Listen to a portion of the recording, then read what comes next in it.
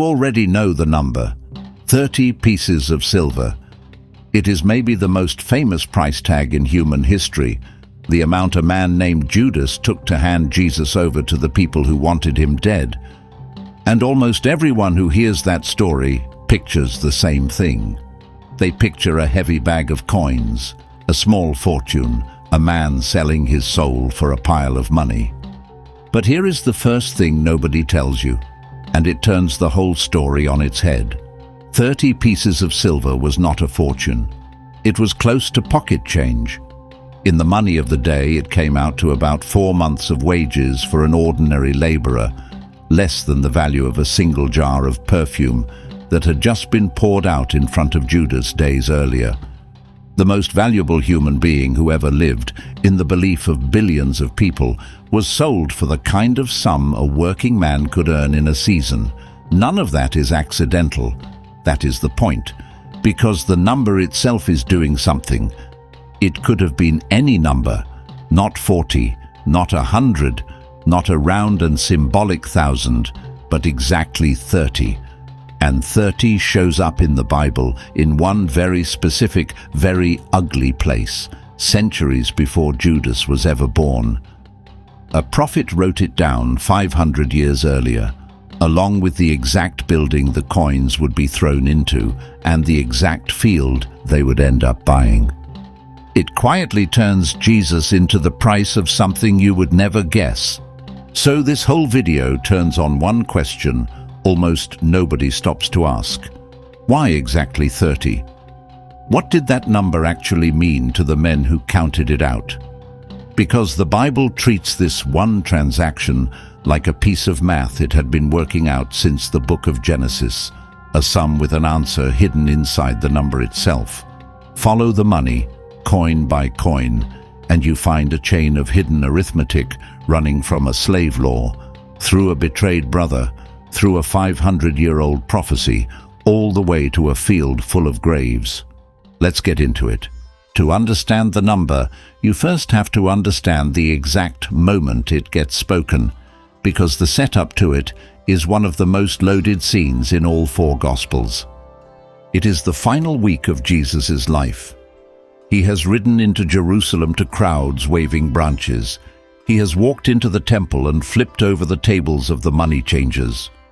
He has made the most influential religious leaders in the city look foolish in public again and again, until they have quietly decided he has to die. But they have a problem. Jesus is popular. He is surrounded by crowds during the day, and they are afraid that if they grab him out in the open, it will start a riot. What they need is someone on the inside, someone who knows where he goes at night, when the crowds are gone, someone close enough to lead them straight to him in the dark, and that someone walks right up to them and volunteers. His name is Judas, not a stranger, not a hired soldier, but one of the 12 men closest to Jesus in the entire world. One of the inner circle who had left everything to follow him, who had watched him heal the sick and raise the dead, who had eaten with him and slept beside him on the road for 3 years. That is who goes to the chief priests.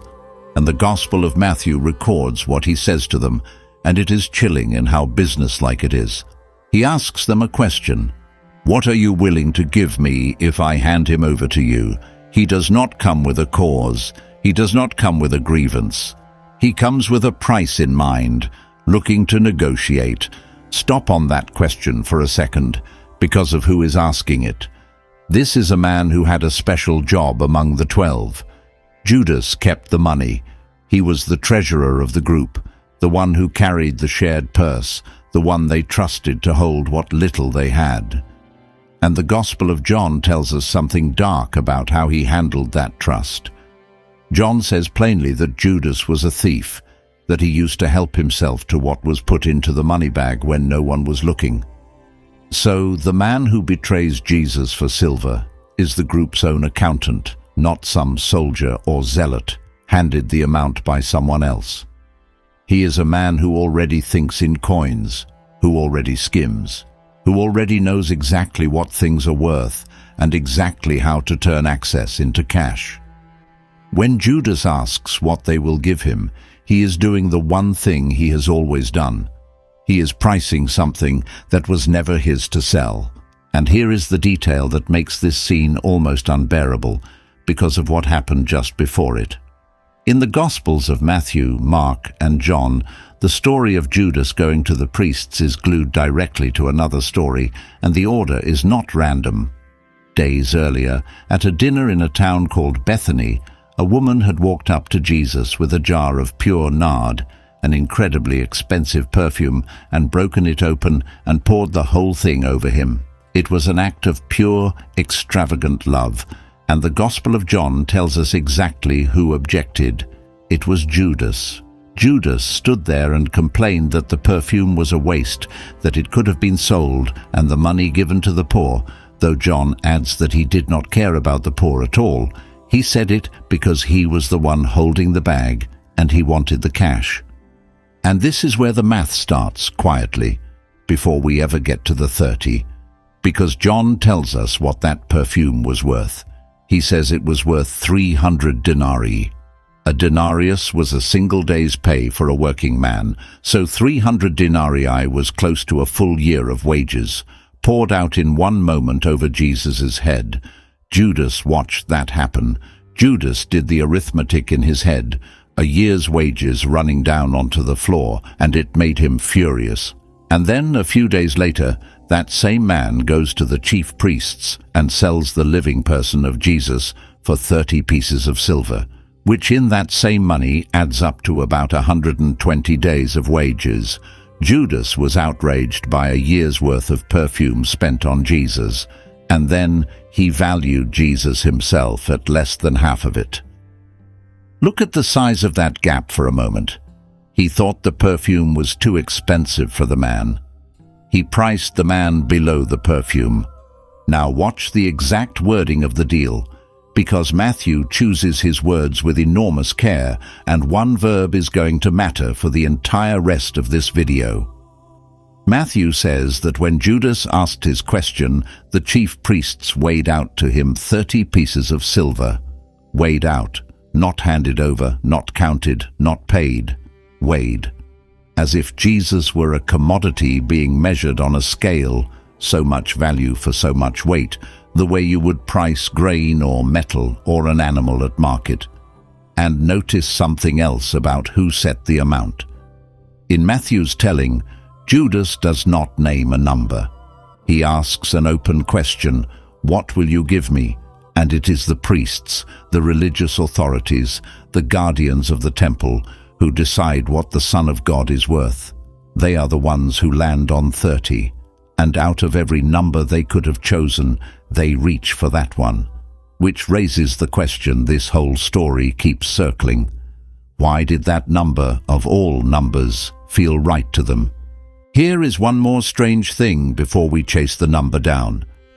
Matthew is the only gospel that tells us the amount at all. Mark says the priests promised to give Judas money. Luke says they agreed to give him money. Neither one names a figure. Only Matthew stops and specifies and writes down 30.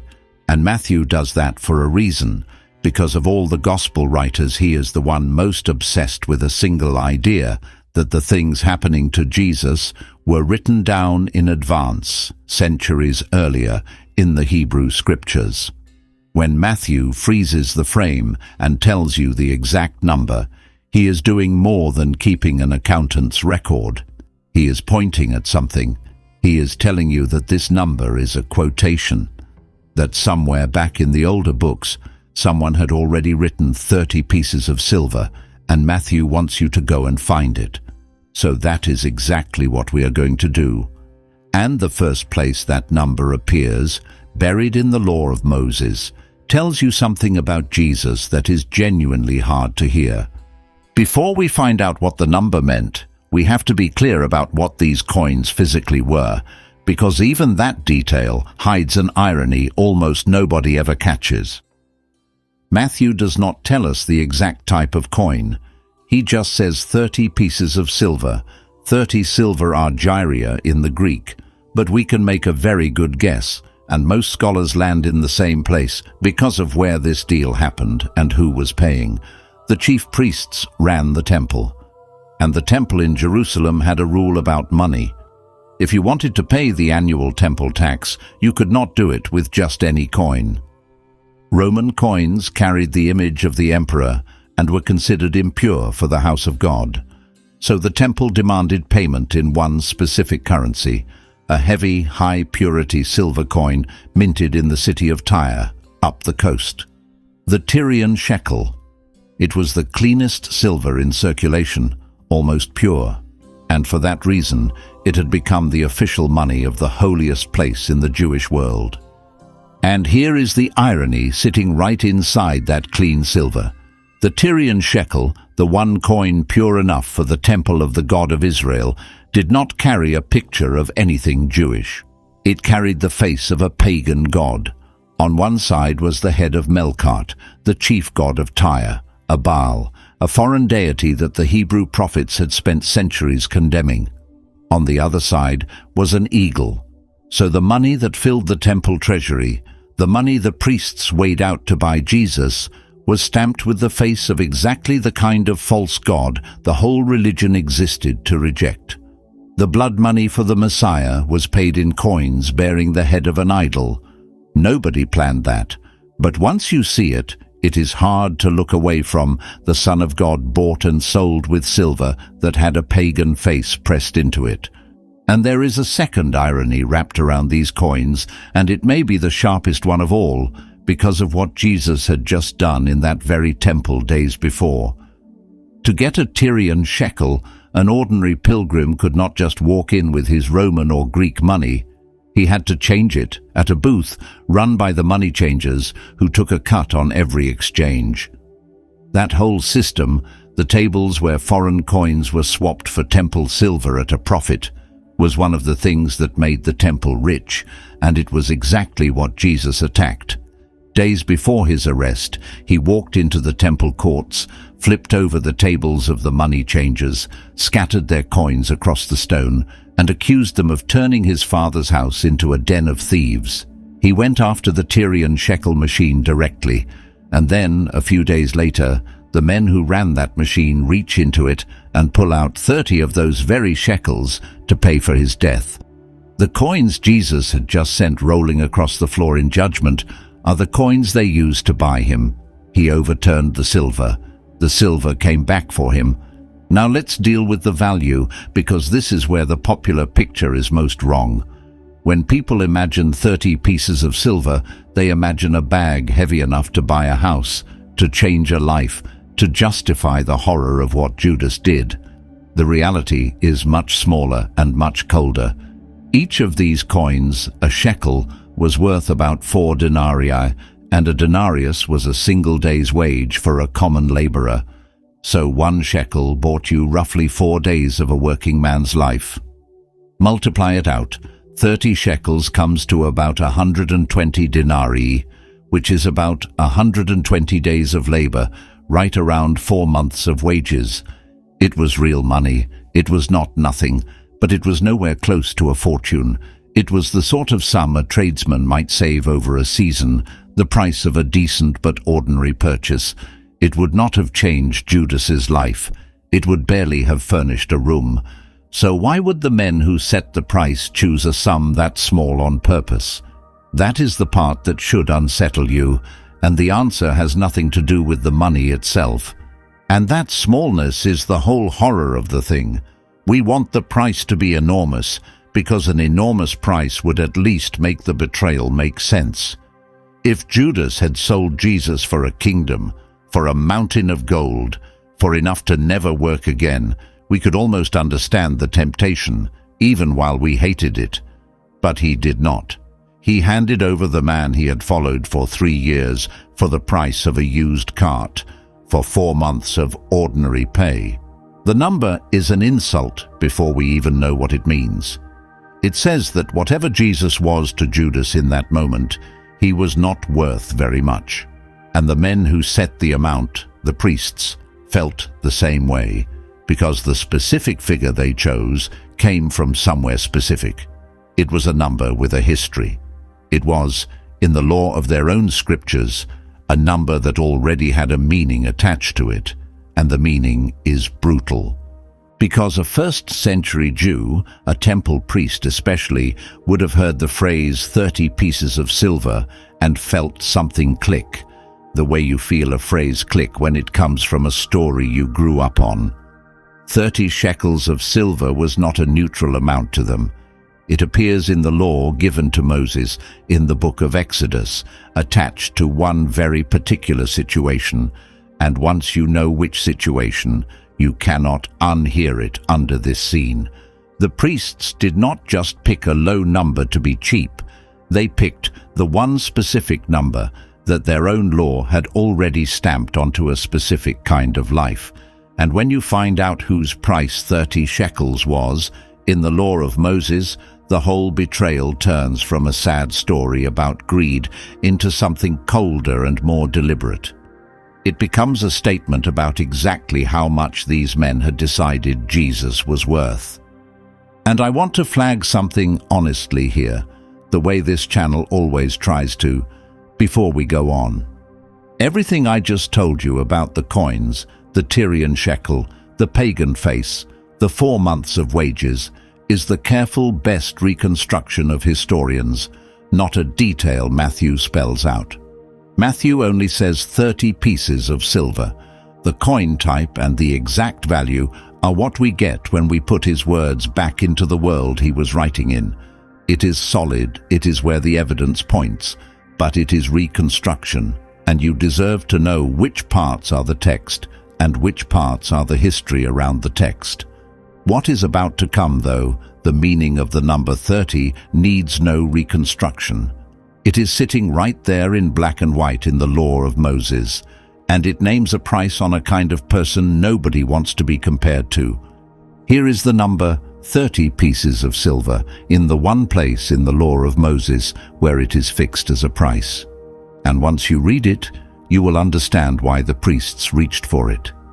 In the book of Exodus, right after the 10 Commandments, God gives Israel a long list of case laws, the everyday rules for a working society. Most of them are about ordinary problems. What happens if your animal damages your neighbor's property? What happens if there is a fight and someone gets hurt? And tucked into that list is a very specific scenario. It says, if an ox gores a male or female servant, a slave, then the owner of the ox must pay the slave's master 30 shekels of silver, and the ox is to be stoned. Read that again and let it land. 30 shekels is the number the law puts on the death of a slave. If your bull kills a free person, the law handles it one way, with a whole process of justice and life for life. But if your bull kills a slave, the matter is closed with a payment, a flat fee, 30 shekels of silver handed to the owner, and the account is settled. That is what 30 pieces of silver meant in the scriptures these priests had memorized. It was the going rate for a dead slave, the insurance payout on a piece of human property. Now put that back under the scene in Jerusalem. The chief priests are asked how much the man Jesus is worth to them. They are the experts in this law. They have studied Exodus their entire lives. They teach it. They live by it. And when they choose an amount, they choose 30 pieces of silver. They reach past every other number in their heads, and they land precisely on the one figure their own scriptures had branded as the price of a slave who got gored in a field. Whether they did it coldly and deliberately, or whether the number simply rose up out of their training because it was the price tag their tradition kept ready for a human life of the lowest status, the effect is the same, and it is devastating. The religious leaders of Israel appraised the Messiah, the man many of them suspected really might be sent from God, at the compensation value of a dead slave. Not a prince, not a prophet. A slave, killed by an animal, paid off and forgotten. And I want you to feel how far down that is, because the Bible has been building this exact reversal from the very beginning, and this is the bottom of it. Think about who Jesus is claimed to be, the one through whom the New Testament says everything was made, the one before whom it says every knee will one day bow, the one the Gospels present as the rightful king of all creation. And the price the world puts on him through the hands of his own religion is the throwaway fee for the least valuable person their society recognized. There is a word for what that is. This goes past betrayal into something colder. It is degradation, the highest possible person, valued at the lowest possible price. And the strangest part is that Jesus does not fight it. He walks straight into it. Because in the logic of the story, the whole reason he came was to go all the way down to the bottom, to be counted among the lowest, to take the place of the slave. The price on his head goes past an insult his enemies invented. It is, in a dark and exact way, a description of the mission. He came to be treated as the least, and the number 30 says the least out loud. And there is a word that closes the loop on this, a word Jesus himself used about his own death, and once you hear it against the slave price, it will not leave you alone. Earlier in the Gospels, Jesus tells his followers what he came to do, and he puts it in the language of money. He says the Son of Man did not come to be served, but to serve, and to give his life as a ransom for many. A ransom. Stop on that word, because a ransom is a very specific kind of payment. It is the price you pay to buy a slave out of slavery, to purchase someone's freedom, to redeem a life that was owned. So Jesus describes his own death as the price paid to set slaves free, and then his betrayal is priced at 30 shekels, the compensation for a dead slave. The two ideas fit together like a key in a lock. He is sold at the price of a slave, precisely so that he can pay the ransom that frees the slaves. The insult and the mission are the same number pointed in opposite directions. The world prices him as property, and by letting it, he buys the property back. But the slave price is only the first layer of the math, and here is where it goes from sad to genuinely uncanny. Because 30 shekels does not only appear in Exodus in a dusty lore about oxen, it appears one other unforgettable time in the Hebrew Bible, and that time it is a prophecy, not a line of law. A strange, bitter little scene acted out by a prophet named Zechariah, roughly 500 years before Judas ever walked up to the chief priests. And in Zechariah's vision, the number 30 is attached to a person, to a shepherd, and to an act of contempt. When you set Zechariah's scene next to what Judas did, they do not just rhyme. They line up detail for detail, down to the exact number, the exact building, and the exact destination of the coins.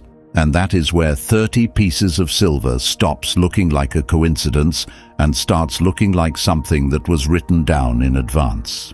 Now, I have to be careful and honest here, because this is exactly the kind of connection that gets oversold on the internet, and I would rather you trust me than dazzle you.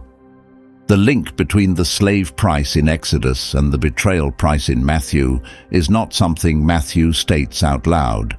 Matthew never quotes Exodus 21.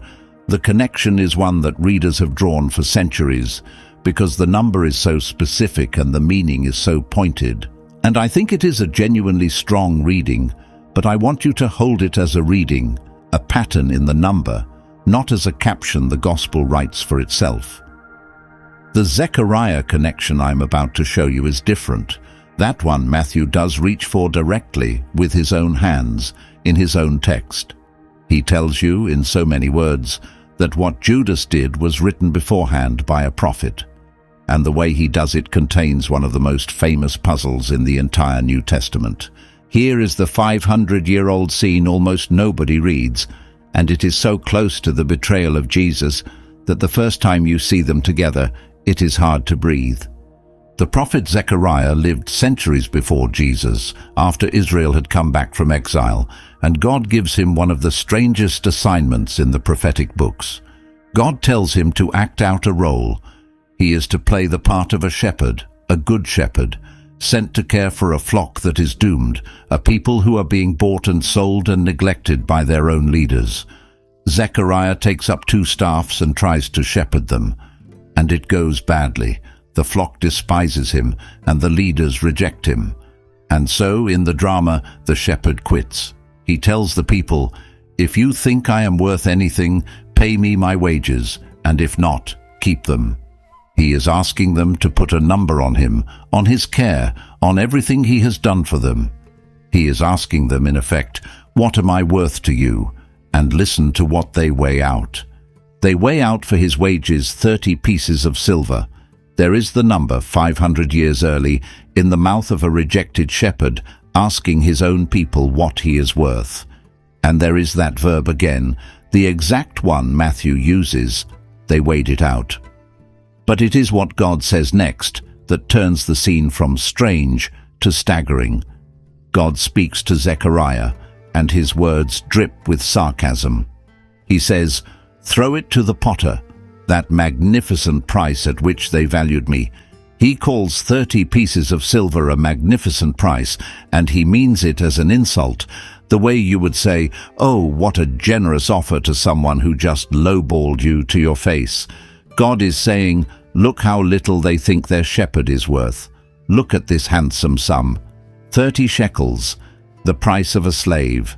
And then he gives the order, throw it to the potter. So Zechariah takes the 30 pieces of silver, and the text says he throws them into the house of the Lord, into the temple, to the potter. Now count what that ancient scene just gave us 500 years before the fact, and check it against the betrayal of Jesus, because they are about to match on every single point. In Zechariah, a shepherd of God's people is rejected by them. Jesus called himself the Good Shepherd and was rejected by the leaders of his people. In Zechariah, they price the shepherd at 30 pieces of silver, sarcastically, an insulting valuation. In Matthew, they price Jesus at 30 pieces of silver, the slave rate. In Zechariah, the silver is thrown into the house of the Lord, the temple. And in Matthew, as we are about to see, Judas takes the 30 coins back and hurls them into the temple. In Zechariah, the money goes to the potter. And in Matthew, the priests use the money to buy a field from a potter. The number, the profession, the building, the throwing. 4 separate details, written down half a millennium apart, landing on top of each other. That goes well past a vague resemblance. That is the kind of match that makes people stop scrolling and stare. And Matthew wants you to see it. He does not leave the connection for you to find on your own. After Judas throws the money and the priests buy the field, Matthew stops the narrative and says, straight out, that this happened to fulfill what was spoken by the prophet. He quotes the 30 pieces of silver and the potter's field directly. But here is where the famous puzzle comes in, the one that has occupied scholars for nearly 2,000 years. Matthew says the prophecy was spoken by Jeremiah, and the words he quotes, the 30 pieces and the potter, are not from Jeremiah. They are from Zechariah. Matthew names the wrong prophet. To a lot of people, that sounds like a crack in the whole thing, a mistake at the center of the most quoted betrayal in history. So let me not dodge it. Let me give you the honest range of what is probably going on, because the explanations are actually more interesting than the problem. There are 3 main answers, and they are not desperate. The first is that Matthew is doing something ancient writers did on purpose, blending 2 prophets together and naming the more famous one. Because the potter's field is not only in Zechariah. The prophet Jeremiah has a whole scene at a potter's house, and another where he buys a field and weighs out the silver for it, and yet another where he goes to a valley and renames it the Valley of Slaughter because of innocent blood. All of those images, the potter, the bought field, the field of blood, are threads in Jeremiah. So Matthew may be weaving Zechariah's 30 pieces together with Jeremiah's potter and field and blood, and simply filing the whole blended quotation under the bigger name Jeremiah, which was a normal way to cite a group of prophetic scrolls in that era. The second answer is that in the Hebrew ordering of Scripture, Jeremiah stood at the head of the prophetic books. So his name could stand for the collection the way you might say you read it in the newspaper without naming the exact page. And the third, held by some, is simply that a very early copying slip put the wrong name in, since the match to Zechariah's actual words is so exact. Any of those can be true. What none of them changes is the thing that matters. The words Matthew quotes really were written down centuries before Judas, and they really do describe with eerie precision the number, the potter, and the field. The wrong name on the envelope does not change what is written on the letter inside, so now the number 30 has two meanings stacked on it. It is the price of a slave from Exodus, and it is the insulting wage of a rejected shepherd from Zechariah, thrown into the temple, sent to the potter. Two layers, and they agree with each other because both of them are saying the same thing in different keys. This is the price you put on someone you have decided is worth nothing. But there is a third layer under the number, and this one goes back even further, before the law, before the prophets, all the way to the first book of the Bible. Because Jesus was not the first favored son in Scripture to be sold for silver by someone who should have loved him. There was another, and the name of the man who sold that first brother is going to make the hair on your neck stand up, because it is, essentially, the same name as Judas. Here is the oldest layer of the math, and it turns the betrayal of Jesus into the second time the Bible tells almost exactly the same story. Go back to the book of Genesis, to a young man named Joseph. Joseph is the favored son of his father Jacob, the one given the famous coat, the one his brothers cannot stand because their father loves him best and because he dreams dreams that put himself above them. Their jealousy curdles into hatred, and one day, out in the fields, far from their father, they get their chance. They seize Joseph, strip off his coat, and throw him into a pit, and at first they mean to kill him. But then a caravan of traders comes by on the road to Egypt, and one of the brothers has an idea. Why kill him and gain nothing, he says. Why not sell him? And they pull Joseph up out of the pit and sell their own brother to the traders to be carried off to Egypt as a slave. The price they get for him is 20 pieces of silver. Now watch the parallels stack up because they are relentless. A favored son, loved by the father above all others. Betrayed not by strangers, but by his own, by the people closest to him, out of envy. Sold for silver, handed over to outsiders for cash, carried down into a foreign land, presumed dead by the father who loved him, mourned as gone forever, and then, at the very bottom, in slavery and in prison, the betrayed brother rises and becomes the one man with the power and the bread to save the entire family, including the very brothers who sold him, from death in a famine. That is the story of Joseph. And every single beat of it is about to happen again at higher stakes to Jesus, the favored son, the betrayal from inside the circle, the sale for silver, the handing over to Gentiles, the descent to the lowest place, and the rising from the bottom to become the one who saves the very people who condemned him. The Bible tells this story twice, and the second time, the price goes up. And now the detail that makes this more than a nice parallel, because it is hiding in the names. When the brothers are standing over the pit deciding what to do with Joseph, it is one specific brother who comes up with the plan to sell him rather than kill him.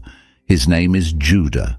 Judah is the one who says, "Come, let us sell him to the traders. He is our brother, our own flesh." Judah turns the murder into a transaction.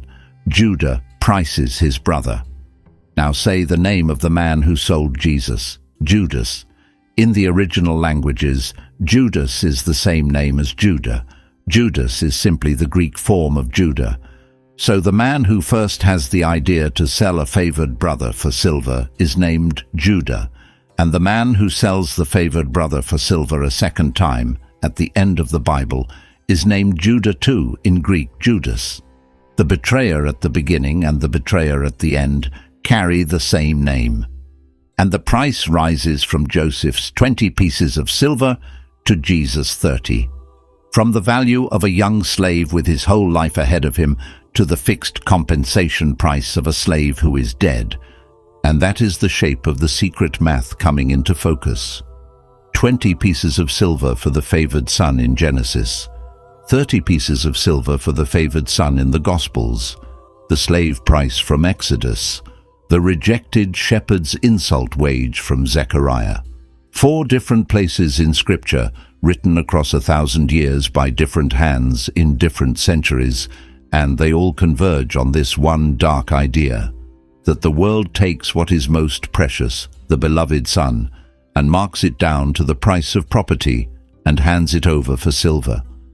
The number 30 is where all those lines cross. It is more than what Judas got paid. It is the sum of everything the Bible had been saying about the cost of betrayal since its first pages. And Jesus, the story insists, walked into that math with his eyes open, knowing exactly which brother he was playing, knowing the price was already written. And that, right there, the sense that the number was not random but written, that the betrayal was a piece of arithmetic the whole Bible had been carrying for 1,000 years, is the exact reason this channel exists. If you want the rest of these threads that the quick Sunday retellings leave lying on the floor, take 1 second and subscribe. We pull a new one every week, and the next stretch of this video follows these exact coins to the ugliest place they end up. So we have followed the number backward into Exodus and Zechariah and Genesis, and every direction we look it says the same thing, a beloved son priced like a slave. But we have not yet followed the coins forward. We left Judas holding 30 pieces of silver in the dark, having just led an armed crowd to a man he kissed on the cheek in an olive grove. And what happens to those particular coins next, after the arrest, after the trial begins, is the strangest and most exact part of the whole prophecy. Because Judas does not keep the money, he cannot keep it, and what he does with it, and what the priests are then forced to do with it, completes the ancient scene from Zechariah so precisely that it is genuinely hard to explain as coincidence. The coins have one more journey to make, and it ends in a field full of graves. Here is what happens to the 30 pieces of silver after the betrayal, and it is the moment the ancient prophecy stops predicting and starts, detail by detail, coming true. But before the coins are earned, there is the supper, and Jesus makes it clear he knows exactly what is coming. On the last night, with the 12 gathered around the table for the Passover meal, he says a sentence that stops the room. "One of you will betray me," he tells them. "One of you eating with me right now." They are stunned, and they start asking, one after another, "Surely not me." And Jesus gives a quiet sign. He dips a piece of bread and hands it to the one who will do it, an act of table friendship, offering the morsel to a guest, and he hands it to Judas. Then he says something that shows he is not a victim being ambushed, but a man walking into this on purpose. He looks at Judas and says, "What you are about to do quickly." He is releasing Judas to go without a word to stop him. The betrayer has already made his deal with the priests. The 30 pieces are already promised, and Jesus knows it, and he lets him rise from the table and walk out into the night to earn them. And the way Judas earns the coins is the cruelest detail in the whole account. Late that night, Jesus is praying in an olive grove called Gethsemane, and Judas leads an armed crowd there in the dark, sent by the chief priests. The soldiers do not know Jesus by sight, so Judas has arranged a signal, a way to point him out without a word, and the signal he chooses is a kiss. He walks up to his teacher, the man he has followed for 3 years, and he says, "Greetings, Rabbi." And he kisses him on the cheek, the ordinary greeting of a friend and a student, and that kiss is the mark that tells the soldiers which man to seize. Luke records the one line Jesus says back, and it is quiet, and it cuts to the bone. "Judas," he says, "would you betray the Son of Man with a kiss?" The 30 pieces of silver are earned with an act of affection turned into a weapon. The sign of love becomes the tool of the handover. And then the soldiers close in, and the coins in Judas's purse have officially been paid for. Once Jesus has been arrested and handed over to be condemned, Matthew turns the camera back onto Judas, and what he shows us is a man coming apart. The betrayal is done. The money is his. And it turns out the money is the worst thing he has ever held. Matthew says that when Judas saw that Jesus was condemned, he was seized with remorse, and he went back to the chief priests and the elders, the same men who had weighed out the coins to him, and he tried to give it back. He says the terrible sentence out loud, "I have sinned," he tells them. "I have betrayed innocent blood." He is trying to undo it, to hand the silver back and make it not have happened. And the priests give him one of the coldest lines in the entire Bible. They look at their own inside man, broken in front of them, and they say, "What is that to us? See to it yourself." In other words, that is your problem now. We have what we wanted. The transaction is closed. Hold on to those two words Judas says, innocent blood, because they do not die in that room. They become a refrain that follows the money all the way through the trial. Judas names it first. "I have betrayed innocent blood." The priests wave it away. That is your problem. And then they turn around and do their own version of the same denial. Because a few hours later, when Jesus is standing in front of the Roman governor Pontius Pilate, and Pilate can find no real charge against him, but hands him over to be crucified anyway to keep the crowd quiet. Matthew says Pilate calls for a basin of water and washes his hands in front of everyone and says, "I am innocent of this man's blood. See to it yourselves." Read those words again. See to it yourselves. It is almost exactly what the priests said to Judas. The betrayer, the priests, and the judge all reach for the same move, all three of them trying to rinse the same blood off the same hands, all three of them saying some form of "not my problem." The 30 pieces of silver started a chain of people passing guilt down the line like a coin nobody wants to be caught holding, and the blood on it does not wash off for any of them. And then Judas does the exact thing the prophecy said. Watch how precise this is. Zechariah, 500 years earlier, said the 30 pieces of silver were thrown into the house of the Lord.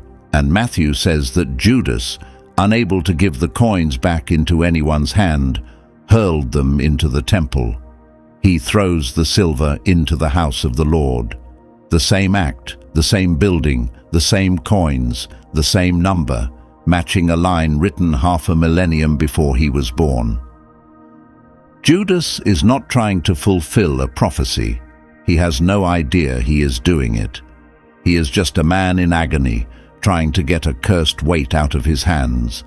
But the coins fly exactly where Zechariah said they would fly, into the temple. And then he goes out, and Matthew tells us, in 3 flat words that end his story, that he went and hanged himself. The treasurer of the 12, the man who priced the Son of God at the cost of a slave, dies at the end of a rope, and the silver is lying on the temple floor where he threw it. But the coins are not finished. Judas is gone, and 30 pieces of silver are lying on the floor of the temple, cursed money that nobody wants to touch, and now they become someone else's problem entirely. What the priests decide to do with that silver is the thing that turns the very last gear of a 500-year-old prophecy and drags the whole story to a piece of ground that still carried its terrible name generations later.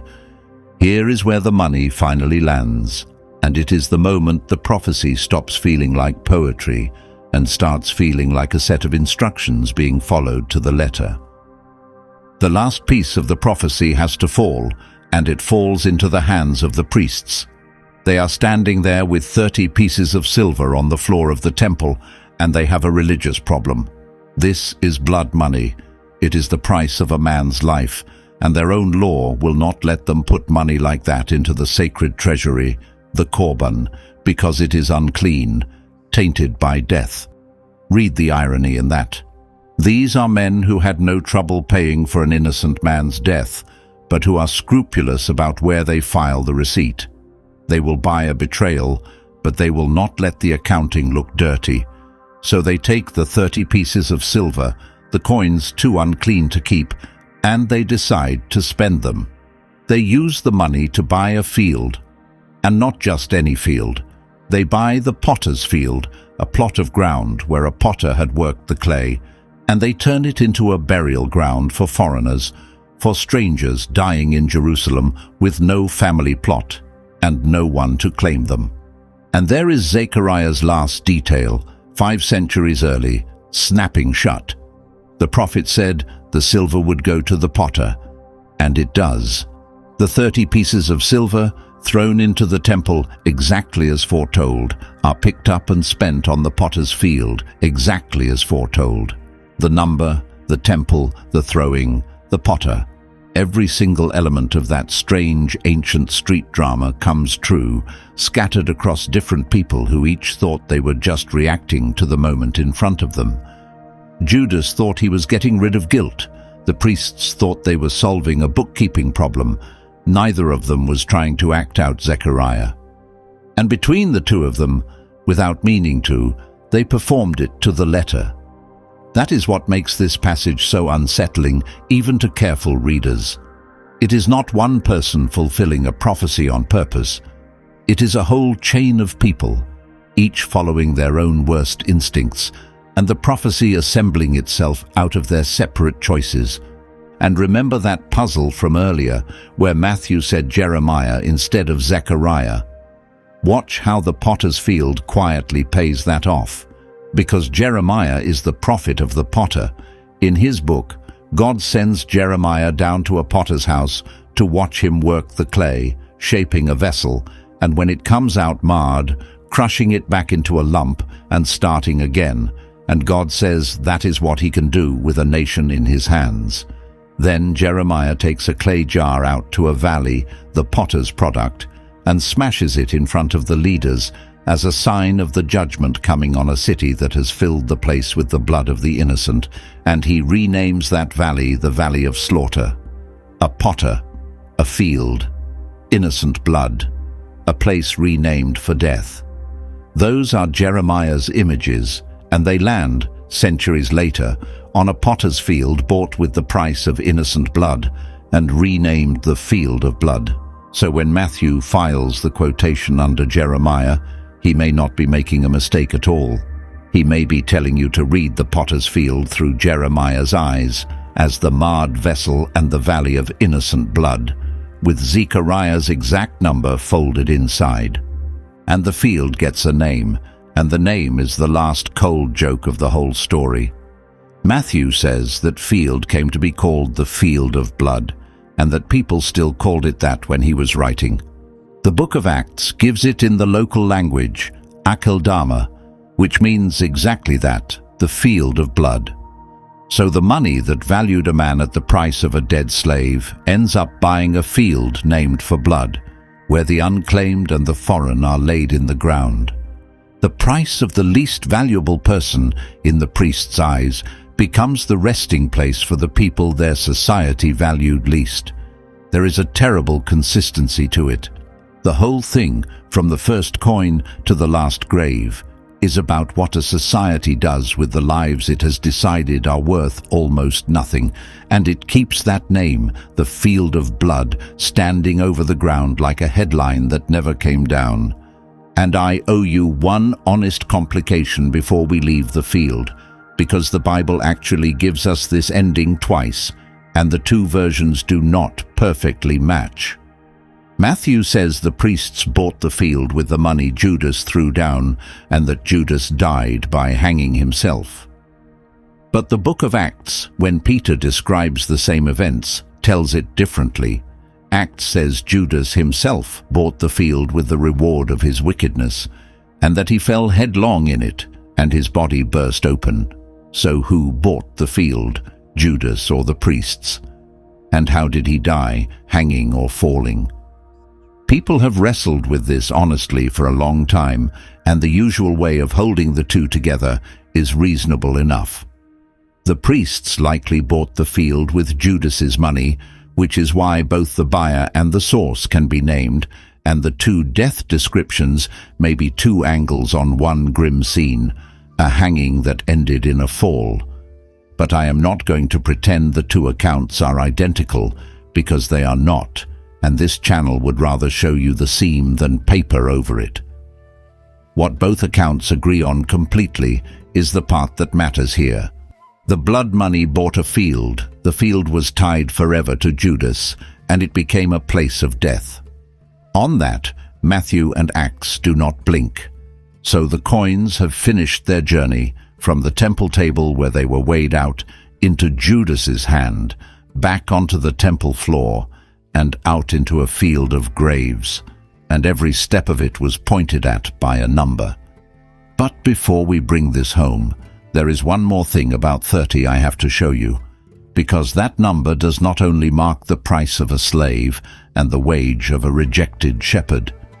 It shows up at the doorway of some of the most important lives in the whole Bible, again and again, and it may be the strangest layer of the secret math of all. Handle this next part gently with me, because here we are moving from solid ground towards something more like a pattern in the light.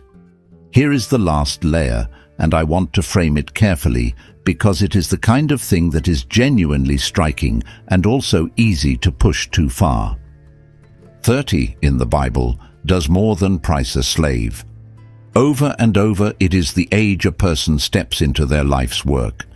Watch how consistent it is. Joseph, the brother sold for silver, stands before Pharaoh and is raised to rule over Egypt at 30 years old. David, the shepherd boy, becomes king of Israel at 30 years old.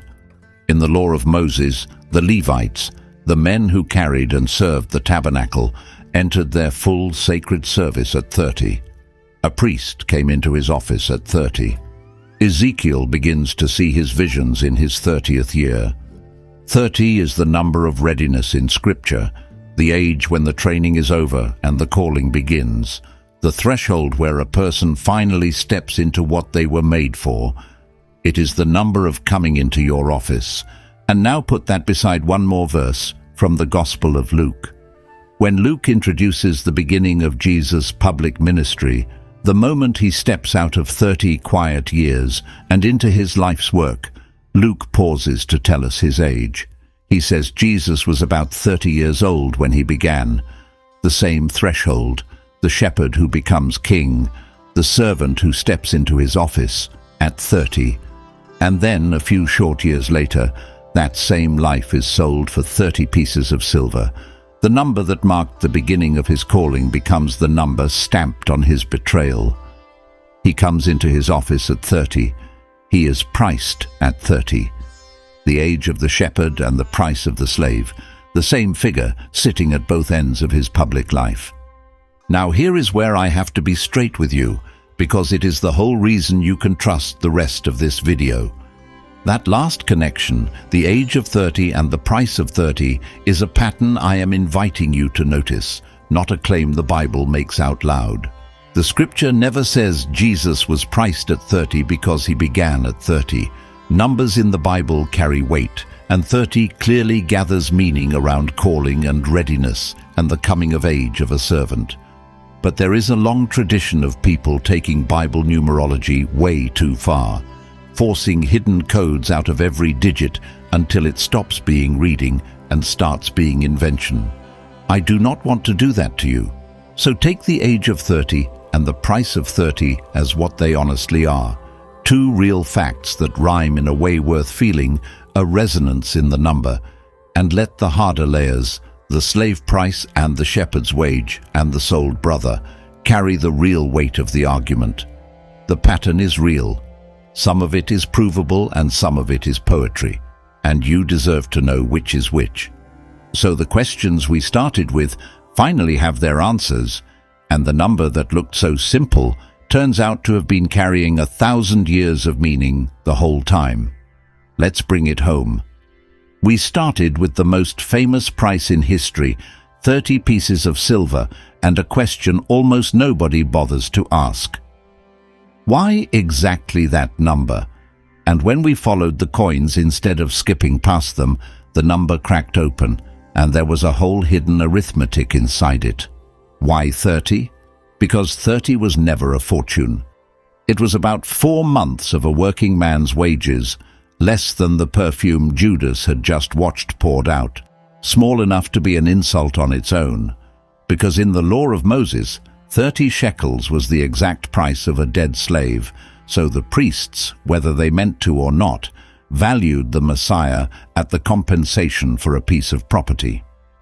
Because 500 years earlier, a prophet named Zechariah had been paid 30 pieces of silver as a rejected shepherd, called it a magnificent price through gritted teeth, and thrown it into the temple to the potter, and every part of that scene came true: the number, the temple, the throwing, the potter, the field.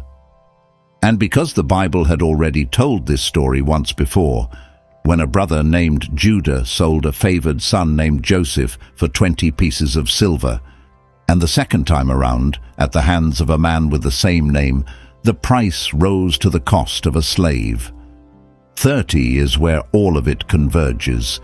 This was never a random figure a greedy man happened to accept. It is the sum the whole Bible had been quietly adding up since Genesis. But here is the part I actually cannot stop thinking about, and it is not the prophecy, and it is not the math. It is the smallness. We keep wanting the price to be huge, because a huge price would make the betrayal feel weighty, almost worthy of the man.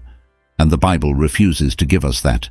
It insists on 30, a slave's price, 4 months of pay, because the horror of betrayal was never that it cost so much. It is that it so often costs so little. People do not usually sell out the ones they love for a kingdom. They do it for something small, something almost embarrassing, a little money, a little advantage, a resentment they could not put down, a jar of perfume they thought was wasted. Judas did not get rich. He got about 4 months of wages and a rope. And the man he sold for the price of a slave went and took the place of the slave on purpose, went all the way down to the bottom the number pointed at, and turned the cheapest transaction in history into the moment the whole story turns.